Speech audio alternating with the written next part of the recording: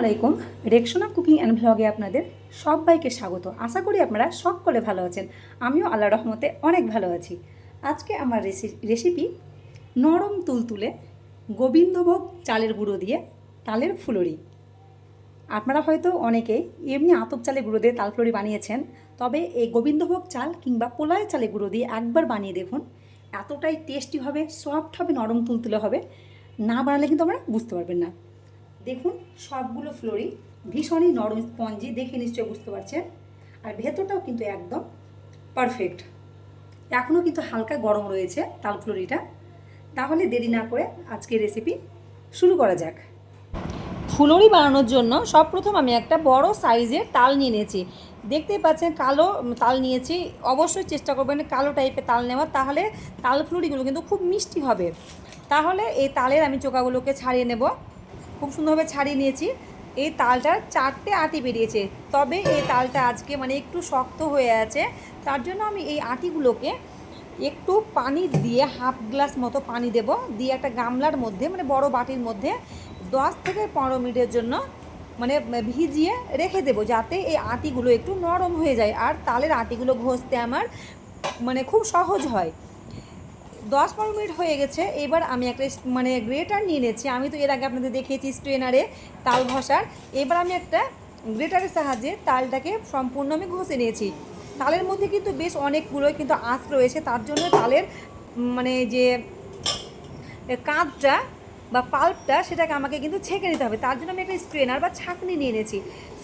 দুবারে ছেঁকে নেব। দেখতে পাচ্ছেন কতগুলো আঁশ কিন্তু দেখা যাচ্ছে। একবারে হবে না, যেহেতু বেশ অনেকটাই ঘন পাল্পটা বা কাঁধটা।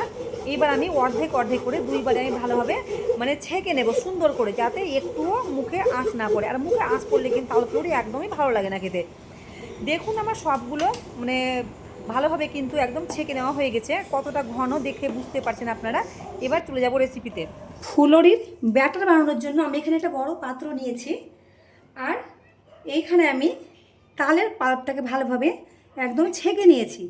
এবার আমি পাত্রের মধ্যে সবগুলোকে পাল্পগুলোকে নিয়ে নেবো। এখানে আমি একটা বড় সাইজের তালের পুরোটাই কিন্তু পাল্প নিয়েছি। পাল্পটা দেওয়া হয়ে গেছে।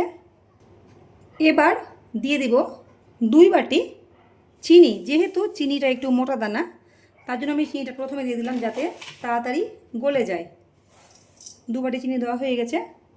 চিনির সঙ্গে তালের পাল্পটাকে আমি প্রথমে একটু মিশিয়ে নেব। আপনারা যদি চান তবে এই সময় চিনি না দিয়ে চিনিরটাকে গুঁড়ো করে কিন্তু দিতে পারেন। তারপর এখানে নিয়েছি গোবিন্দভোগ চালের গুঁড়ো বা খাসা চালের গুঁড়ো।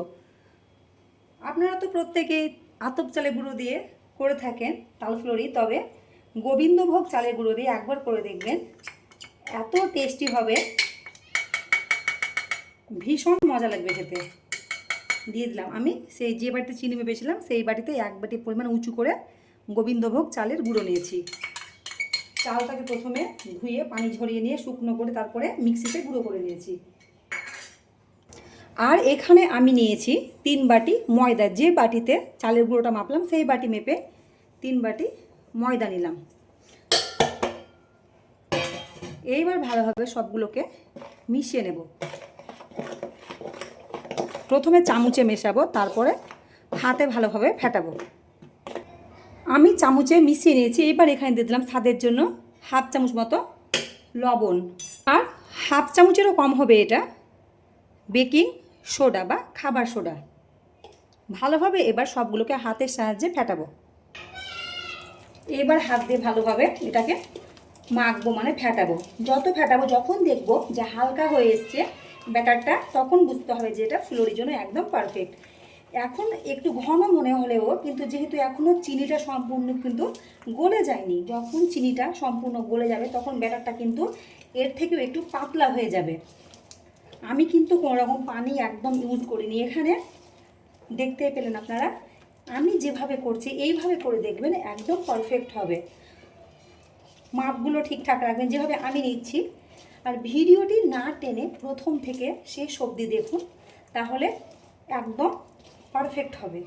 তাহলে আমি এটাকে 5 থেকে 7 মিনিট ধরে এইভাবে আমি কিন্তু একটু ফেটাবো। আর যে যেমন মিষ্টি খেতে পছন্দ করেন চিনির পরিমাণটা বাড়িয়ে কমিয়ে কিন্তু আপনারা নেবেন। আমার ব্যাটারটা ভালোভাবে ফেটানো হয়ে গেছে, অনেকটাই বেশ এখন কিন্তু হালকা হয়ে গেছে, আর আগের থেকে একটু কিন্তু পাতলা হয়ে গেছে, মানে চিনিটা গলে গেছে। আমি 7-8 মিনিট ধরে কিন্তু এটাকে ফেটিয়েছি। এইবার এটা ব্যাটার একদম রেডি। এইবার ভেজে নেওয়ার পালা। তাহলে আমি চলে যাব গ্যাসের কাছে। গ্যাসে আমি একটা কড়াই বসিয়ে দিয়েছি, তেলটা হালকা গরম হতে লেগেছে দেখতে পাচ্ছেন। এবার আমি একে একে ফুলুরিগুলো ভেজে নেব, তবে একটু ছোট ছোট করে আজকে ফুলুরিগুলো করব। ফুলে কিন্তু সাইজে বেশ অনেকটাই কিন্তু বড় হয়ে যাবে। কয়েক ব্যাচে আমি সবগুলো ফুলুরিকে ভেজে নেব।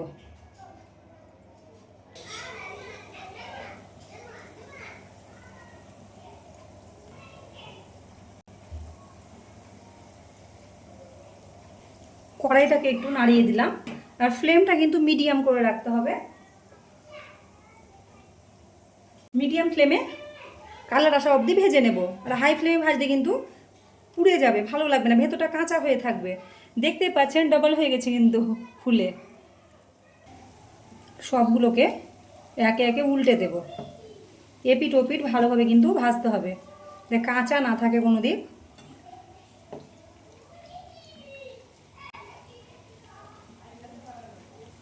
এর চেয়ে কালার আমি আর বেশি করব না, তেল ঝরিয়ে এই ব্যাসটাকে আমি তুলে নেব।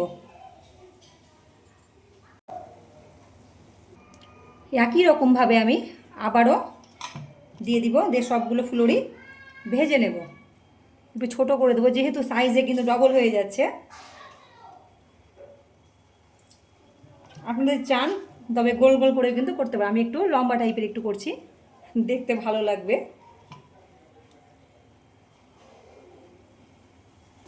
আর একটা ব্যাচ আমার ভাজা হয়ে গেছে, দেখুন দেখতে কতটা সুন্দর লাগছে, তাহলে খেতে কতটা সুন্দর হবে, টেস্টি হবে। কতটা পরিমাণ কিন্তু ফুলে গেছে দেখতেই পাচ্ছেন, ডবল একদম হয়ে গেছে। তাহলে এটাকেও আমি ভালোভাবে তেল ঝরিয়ে তুলে নেব।